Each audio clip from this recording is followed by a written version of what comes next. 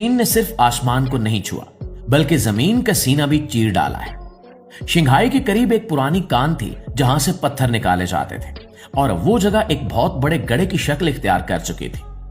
दुनिया के किसी भी मुल्क में इस जगह को कूड़ा फेंकने के लिए इस्तेमाल किया जाता या इसे भर दिया जाता, लेकिन चीनी इंजीनियर्स ने वहां इंटरकॉन्टिनेंटल शंघाई वंडरलैंड नामी होटल बना दिया। ये होटल जमीन के ऊपर नहीं बल्कि जमीन के अंदर उस गड्ढे में बनाया गया है।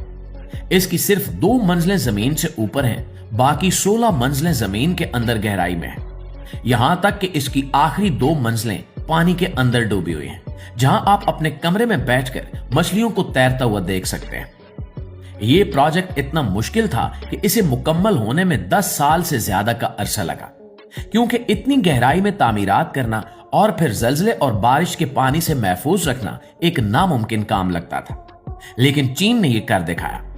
यह होटल ऐशो आराम में दुबई के बुर्ज अल अरब से कम नहीं है, लेकिन इसकी लोकेशन और तामीर का तरीका इसे पूरी दुनिया में मुनफरिद बनाता है। दोस्तों, चीन की तामीराती सोच का अंदाजा इस बात से भी लगाया जा सकता है कि वो इमारतों की शक्लें ऐसी बनाते हैं जो देखने में नामुमकिन लगती हैं।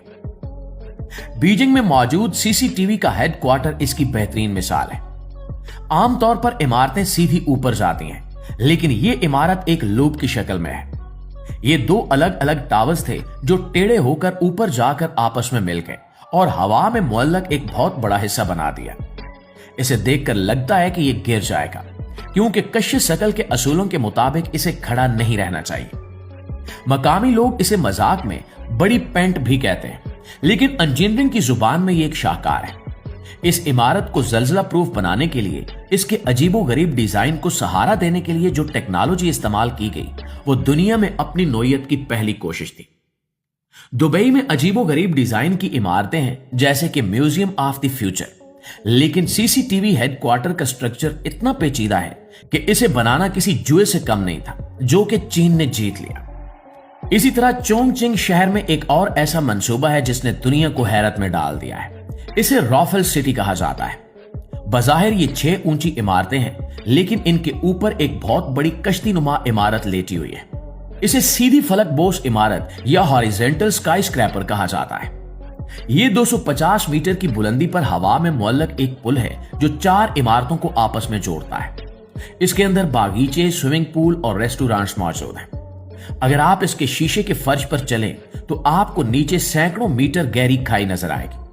यह डिजाइन सिंगापुर के मरीना बे सैंड से मिलता जुलता है, लेकिन यह उससे भी ज्यादा पेचीदा और ऊंचा है। इस प्रोजेक्ट को देखकर ऐसा लगता है जैसे किसी साइंस फिक्शन फिल्म का मंजर हकीकत में आ गया हो। इतनी बुलंदी पर इतना वजनी स्ट्रक्चर बनाना और उसे हवाओं और जलजलों से महफूज रखना चीन की इंजीनियरिंग का मुंह बोलता सबूत है।